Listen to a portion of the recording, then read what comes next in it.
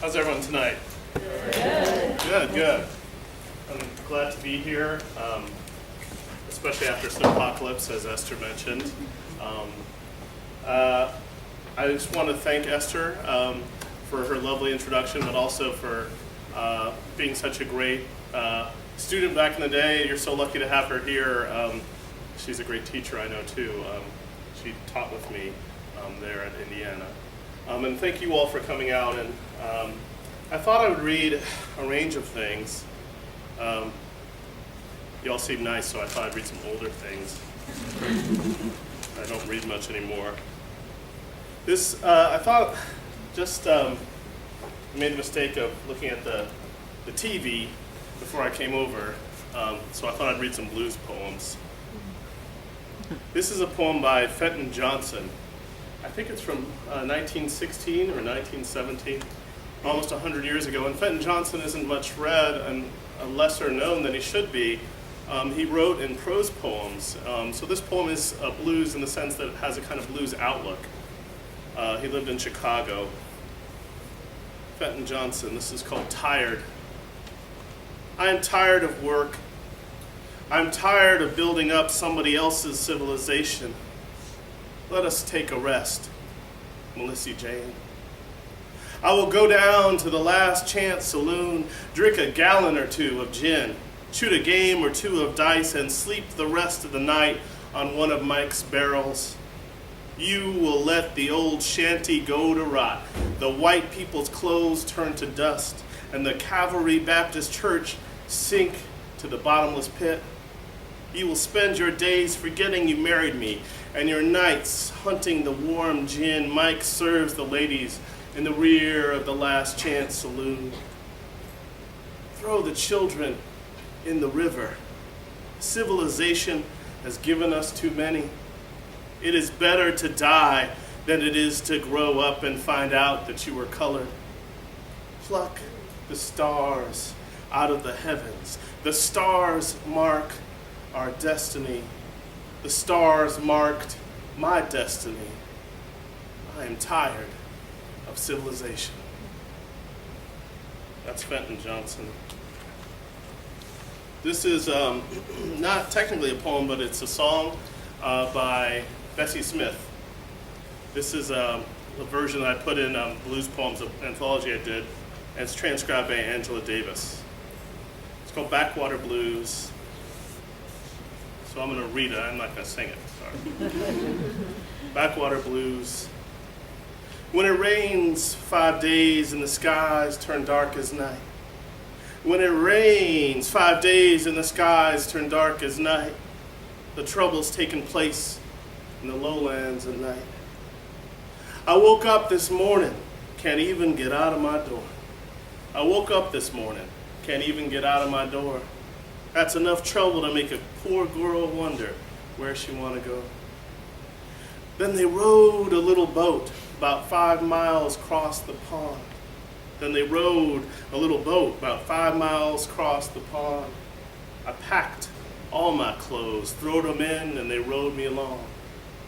When it thunders and lightning and the wind begins to blow, when it thunders and lightning and the wind begins to blow, there's thousands of people ain't got no place to go. And I went and stood upon some high old lonesome hill. Then I went and stood upon some high old lonesome hill. Then I looked down on the house where I used to live. Backwater blues done caused me to pack my things and go. Backwater blues done caused me to pack my things and go, because my house fell down and I can't live there no more. I can't live there no more. I can't move no more. There ain't no place for a poor old girl to go.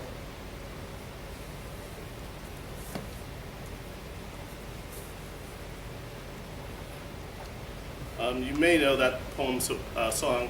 It's about a famous flood in Mississippi. And this poem is my poem. It's called Flash Flood Blues. It's kind of about a different flood But they're both, I think, about exile and longing and the sort of larger flood of history. This is called Flash Flood Blues. Flash Flood Blues. I'm the African American sheep of the family. I got my master's degree in slavery. Immigrant to the American dream. Evacuee, I seen the water ladder its way above me. Swam to the savings and loan. No one home. I've steered hardship so long. Even my wages of sin been garnished. Wolf tickets half off. Collect call and response. Whenever we pass on the street, death pretends not to know me. Though the grapevines say, he's my daddy. This is called Limelight Blues. Limelight Blues. I've been known to wear white shoes beyond Labor Day. I can see through doors and walls made of glass. I'm in an anger encouragement class. When I walk over the water of parking lots, car doors lock. When I wander or enter the elevator, women snap their pocketbooks shut, clutch their handbags close. Plainclothes cops follow me in stores, asking me to holler if I need any help. I can get a rise and be able to cause patrolmen to stop and second look. Any drugs in the trunk? Civilian teens beg me for green, where to score around here. When I dance, which is often, the moon above me wheels its disco lights until there's a fight. Crowds gather and wonder how the spotlight sounds. Like a body being born, like the blare of car horns as I cross the street, unlooking, slow. I know. All a movie needs is me, shouting at the screen from the balcony. From such heights, I watch the darkness gather. What pressure my blood is under.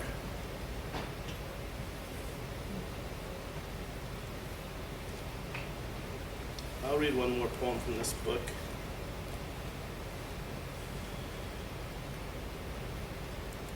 This is a book called Dear Darkness that the poem Esther read from. I was thinking while she was reading, I was like, I should just have her read because she reads well. I'm glad I wasn't going to read that one because I don't want to compete with that.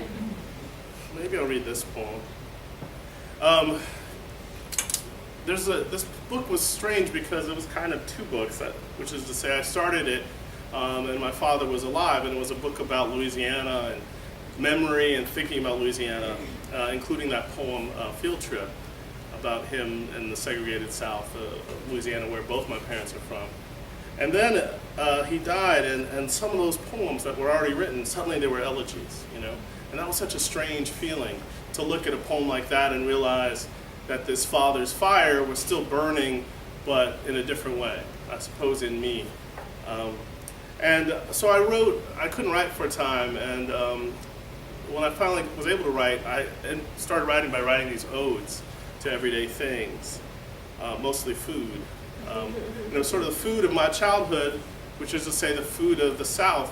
And it's nice to be here. I don't have to explain, what grits are. This poem is called Ode to Grits, and it starts with a meditation on the notion of a single solitary grit. Does it exist, and can we know it? Ode to Grits. Like y'all, or sorrows, or pig's feet, or God, your name always holds multitudes. There's never just one. Unlike moose, or deer, or death, which means both many and alone. Little Lazarus, you're the world before the flood and what's after, our ash turning back to a body. Done wrong, you are the flavor of a communion wafer. Miss Hominy, for years I misheard your name as Harmony, and I was right. kissing cousin to cream of wheat, godmother to oatmeal. No one owns you, much less no Quaker. Those mornings over strawberry quick, when the kettle called the cream of wheat cook to meet me for breakfast, you waited patiently to shine the whites of your million eyes on me. You must know I love you by the way I like you plain, maybe buttered up a bit, salty. You keep me on my toes. Let me believe this once in purity. No cheese, no grape jelly, no Mrs. Butterworth. Undoctored, your cloudy stare unlike my father's, his one eye no bullet met, that hours after he was shot through the other. I had to decide to give over to someone still alive, some girl or old man whose vision, even dead, ever the healer my father saved. Resurrected like you are daily. Welcome, stranger, pennywise prophet. You are the wet nurse of mercy, the rock water makes speak.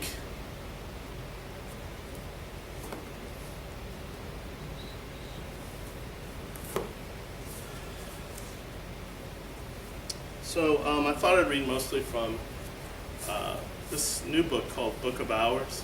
Y'all can hear me okay, right? This new room, they have these beautiful waves, so I hope you can. It's a lovely space to be with you in. This new book is very much about my father. It's a book, I like to say, of death and birth and rebirth, kind of in that order.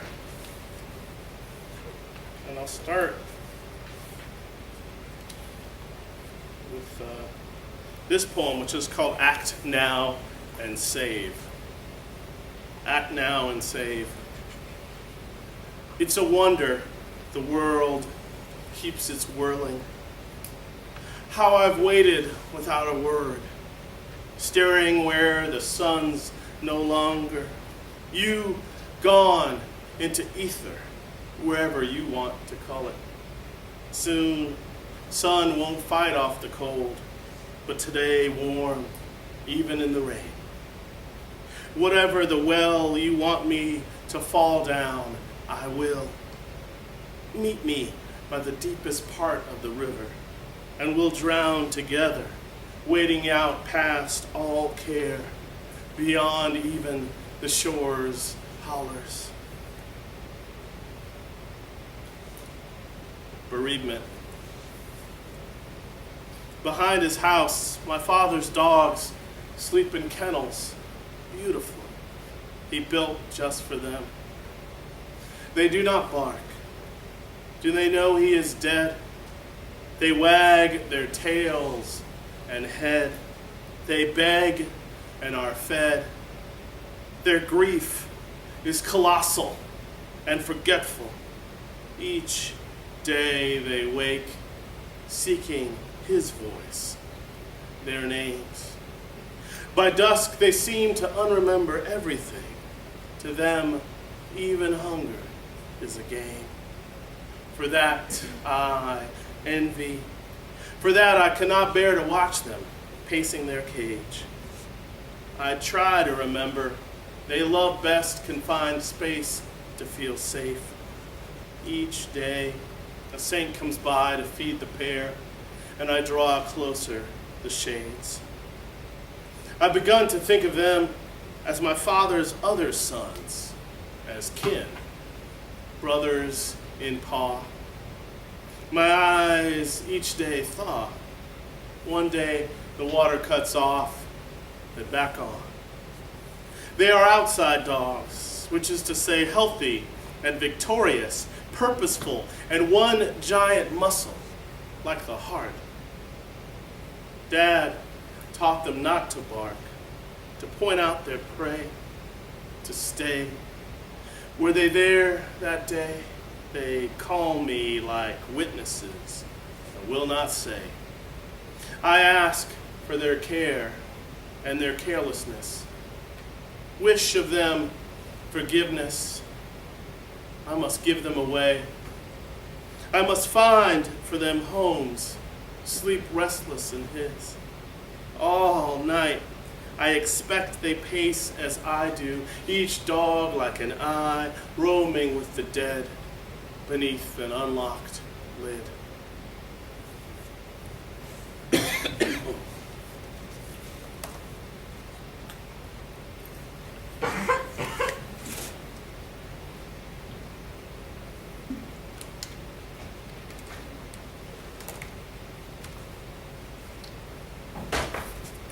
This poem's called Pity. Pity. The cookies his neighbors brought by didn't taste like pity. At my father's house, for the first time after the locks broken into, now new, when across the street comes a neighbor, cookies shrouded in tinfoil, a plate I need not return. How long had the pair kept vigil out the window for someone to set foot here so they might make their offering? Had they begun baking soon as they heard, knowing full well the dead and those closest to them grow hungry? Like bread, the body rising. Inside, his house filled with what killed him, a dozen turkey decoys deflating bright empty shells. Another kind soul had taped a tarp over his open sunroof top. Disarray, the rest. Who knows what goes where? After all, it is dirt we return to, or fire we devour. The pool we once swam out back, now drained, flooding the street in mock calamity. No longer the filter sucking its lower lip and teeth like a child trying hard not to weep.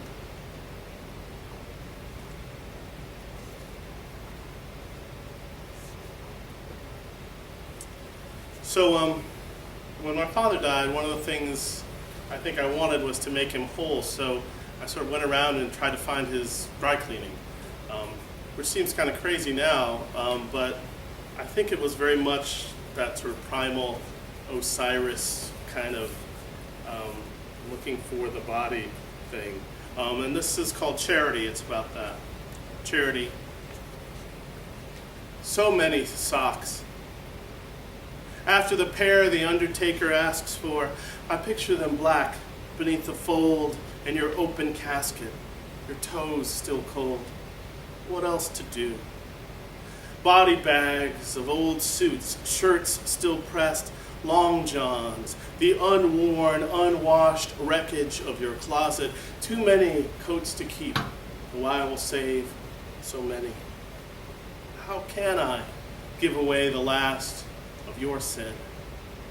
And still, Father, you have errands, errant dry cleaning to pick up. Yellow tags whose ghostly carbon tells a story, where to look. One place closed for good, the tag old. One place with none of your clothes, just stares as if no one ever dies, as if you are naked somewhere, and I suppose you are. Nothing here.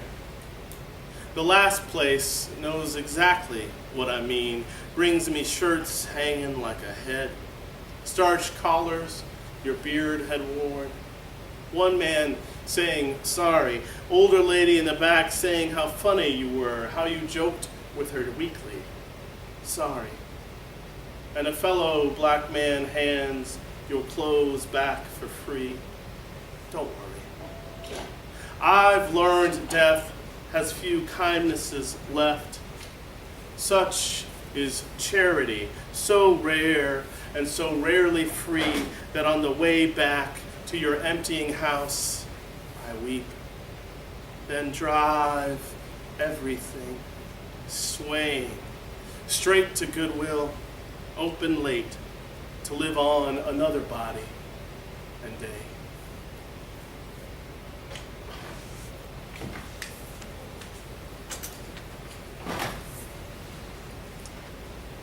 So I'll just read one more from this first part of the book. when someone dies, you may know, or that often there's all this kind of business stuff you have to do. And there's these people who are supposed to help you. They're pretty awful. So I wrote about them. It's called codicil, which, as you know, is like addition to a will. Codicil. May God or whoever else spare you the arms of bereavement specialists. Grant mercy from the team dedicated to your transition in this difficult time, yet who won't tell you a thing and know far less. Those innocent, interminable, polite, unreachable voices over the phone, do not suffer those.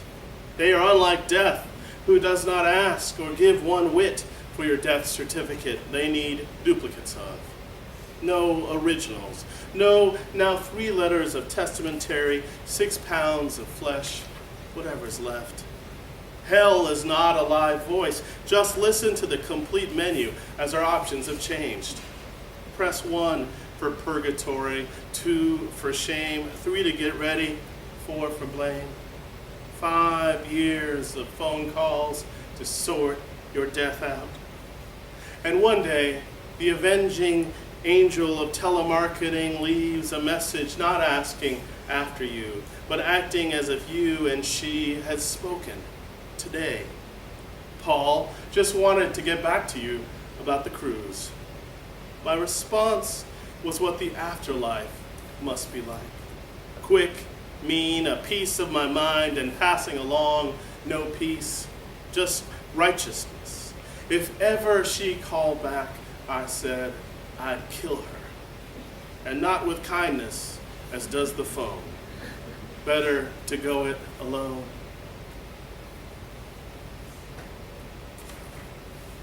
So the middle part of the book has a slightly different tone. I'll read you a few of those poems. This one's called Expecting. Expecting. Grave, my wife lies back. Hands cross her chest, while the doctor searches early for your heartbeat, peach pit, unripe plum. Pulls out the world's worst boombox, a Mr. Microphone, to broadcast your mother's lifting belly. The whoosh and bellows of mama's body, and beneath it, nothing. Beneath the slow stutter of her heart, nothing. The doctor trying again to find you, fragile fern, snowflake, nothing. After, my wife will say in fear, impatient, she went beyond her body, this tiny room, into the ether. For now, we spelunk for you one last time, lost canary, miner of coal and chalk, lungs not yet black. I hold my wife's feet to keep her here, and me, trying not to dive starboard to seek you in the dark water. And there it is, faint, an echo, faster and further away than mother's, all beatbox and fuzzy feedback. You were like hearing hip-hop for the first time. Power hijacked from a lamppost, all promise. You couldn't sound better, break dancer, my favorite song bumping from a passing car. You snuck into the club underage and stayed. Only later, much, will your mother begin to believe you're drumming in the distance, our Kansas City and Congo Square, this jazz band vamping on inside her.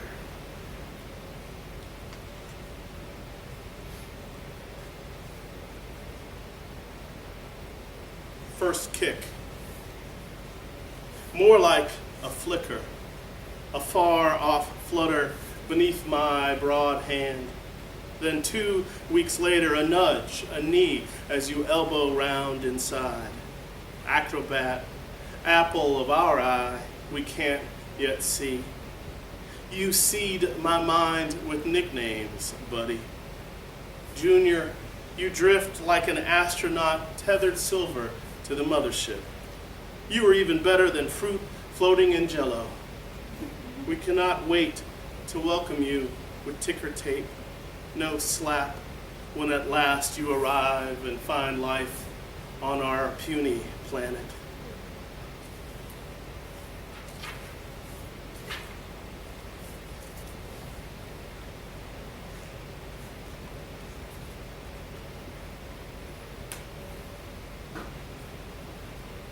This poem used to be called Nativity. I think it's now called Delivery. Delivery. I believe birth, a lengthy process, meant to help us believe in the impossible. I believe the body knows more than we do. I believe pregnancy is meant to teach us patience, then impatience, to ready for what cannot be. I believe it does not matter what I believe. I believe aches now, heartbreak later. I believe the body is meant to emerge from another body, to merge with it. I believe that the body begins far outside the skin. I believe in you muling my name until it is yours and mine again.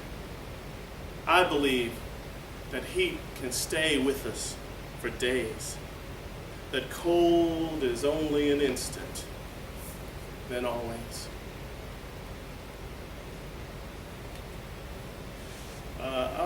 I'll end the birth poems with this poem called Colostrum, which is, as you probably know, the rich milk for the first few instances of breastfeeding after the son's or daughter's born. So it's called Colostrum. It's a little short poem. We are not born with tears. Your first dozen cries are dry. It takes some time for the world to arrive and salt the eyes.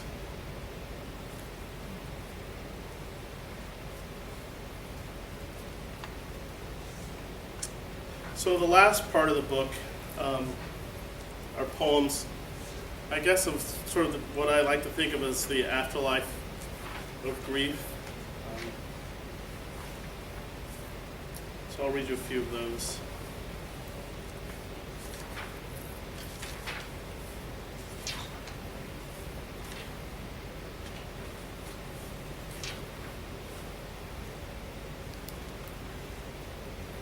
They're all too sad. Well, this is an interesting poem because I've never read it before. But my father was an eye doctor, and he had grown up in Louisiana, as you already know. And he was the first in his family to go to school, and then he became an ophthalmologist. I still remember him forcing me to learn how to spell ophthalmologist, which is OPHTHALMOLOGIST. Thank you. I'm done.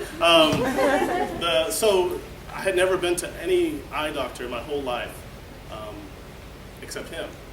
And so he died, and I just didn't go to the eye doctor for a while. I don't advise this, especially when you have terrible vision.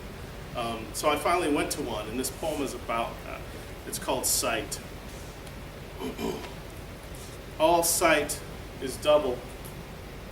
I spot among your leavings this old X-ray, peering into some part of you I never knew needed mending, an arm or suspect heart.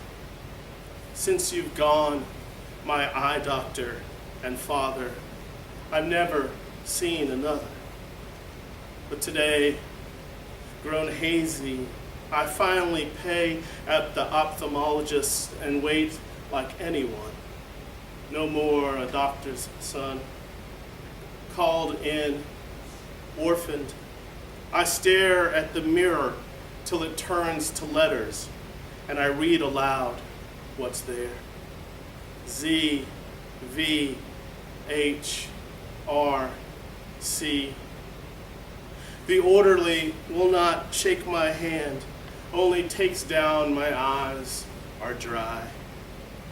When finally the doctor enters the dilated dark, she shines blue light to stare behind my iris, while I tell her all you once were or try. It is she who leads your life now and doesn't even know your name. In my past tense, she won't hear you are dead, says instead to tell you my vision has grown just a hair more short-sighted since. The mirror holds letters, not words. She bends my heavy head to burn my eyes with tears blurred.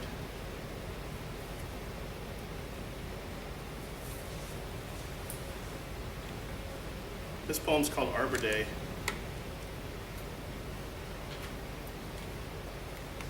It's about New England in part, at least that's where it sort of takes place.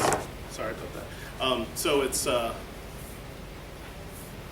it's about a really long. Winter lasts about 10 months, so it's kind of about that. Arbor Day. It's supposed to be beautiful tomorrow. Should be New England's motto. Instead, it's shut up and drive. Or I never met a lane I didn't like. Often two at the same time. Once I watched while the rest of us pulled over, someone drive past, then turn left, crash into a flashing ambulance. At least she used a turn signal. So when we lost the wanted, not yet child, it was supposed to be nice outside, but wasn't. Instead, inside, the baby we already had cried to be read to, my wife listing room to room. In brisk, unbloomed April, only the crocus have pulled through. Tomorrow, yard waste pickup resumes, my helpful neighbor reminds me. I recollect last fall's late leaves and sacks, mostly torn behind the house where all winter they sat, half preserved, half rot. Our lawn mostly mud. I lug the damp, heavy bags, unwieldy as a body given 6 months of winter or more. And of course, or luckily, only one split. The black leaves spilling their ink across the still brown lawn. By glove and shovel, I shove the loam into another bag, ideal for composting self, which, on its own, weighted along the curb, doesn't manage to stand. The dead leaves lean there for weeks, fraying, a reminder of all we get wrong and fate. Turns out I was too early, before men come at dawn one day and whisk everything away.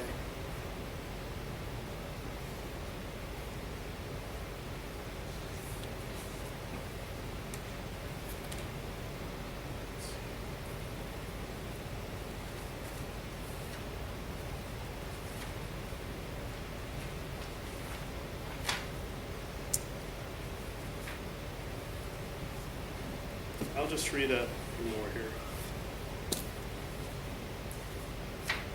Y'all doing all right? Okay. This poem is called Pilgrimage. It has a epigraph from REM. Your love, two-headed cow. Pilgrimage. It's about driving to the West Coast.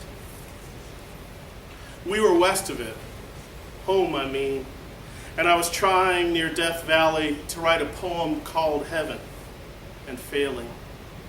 Impossible paradise, which is why we keep reaching. Instead, the desert we'd soon enter, windows down, driving, the heat blowing us drier than ever, shirt soaked through. We'd stopped earlier to see the sheep with two faces who lived only an hour. A six-legged steer and the world's largest prairie dog, which wasn't ever alive, but worth the price. It was almost autumn. Sturgeon moon lifting above the mountains and mesas, even its light seemed full of heat. Paradise was promise, a poem thankfully lost. All signs read, here was fought the battle no one won. Thinner then, I believed in something moving beyond the wind. What did I know then of extinction? It was all I wrote about. Envy the dead, the flowers, their unmade beds, how well they dress. Here I was writing a poem called Heaven, actually about the earth. It shook beneath us. Almost there, windmills rose up out of the desert, churning, rowing the very air they made power out of and for, and unseen that made them move and mean.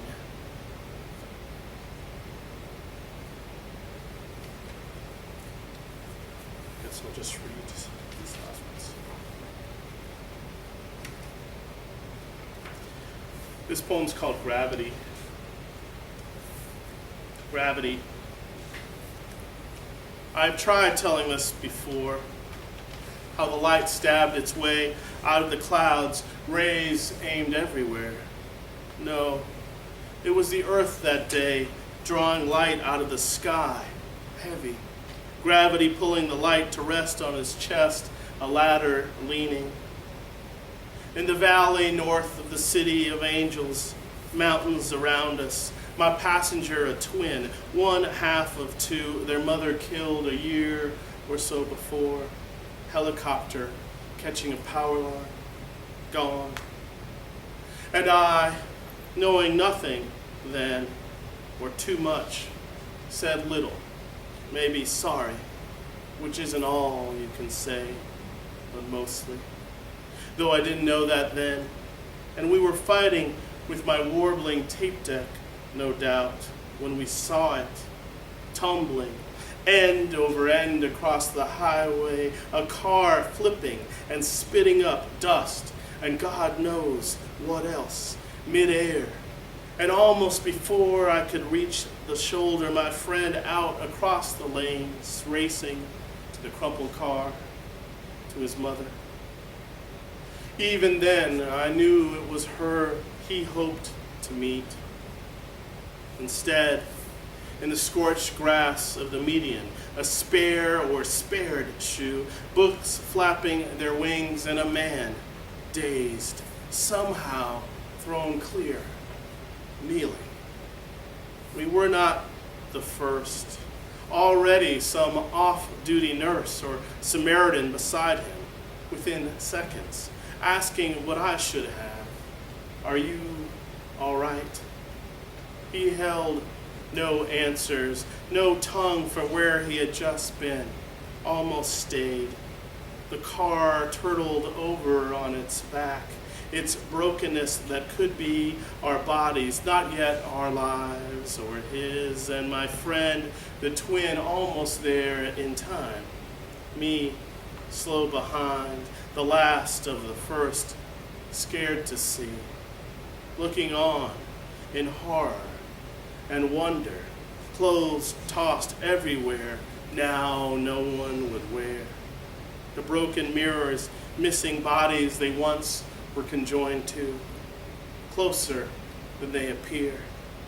A blinding, splintered sky, helpless, we soon would turn and sail off under. And I'll end with this last poem.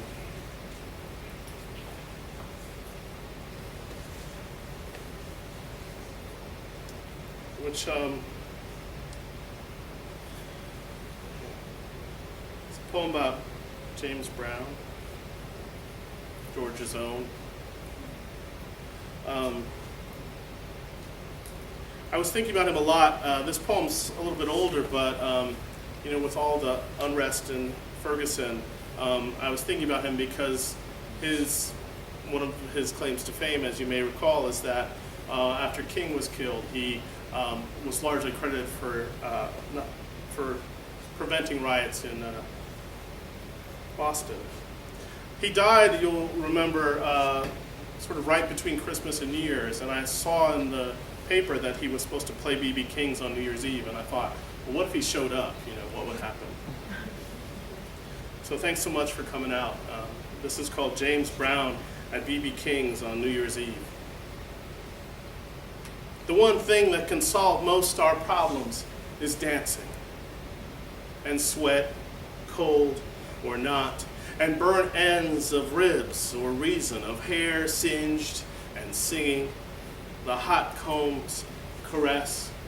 Days after he dies, I see James Brown still scheduled to play B.B. King's come New Year's Eve, ringing it in, us falling to the floor like the famous glittering midnight ball drop countdown, forehead full of sweat, please, please, please, please, begging on his knees. The night King was killed, shot by the Memphis Moan in a town that B.B. King sang.